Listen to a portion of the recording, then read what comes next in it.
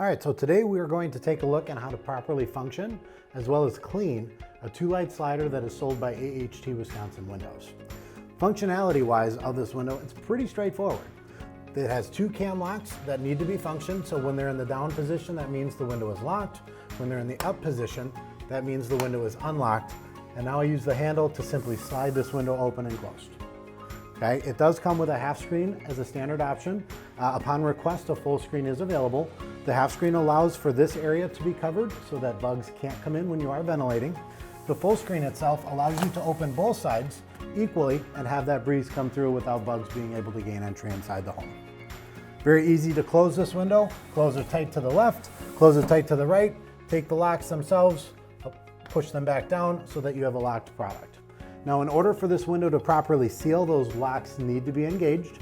So at the end of every fall, make sure you're going around the home and locking all of your windows to ensure that they are tight against any air or cold coming in.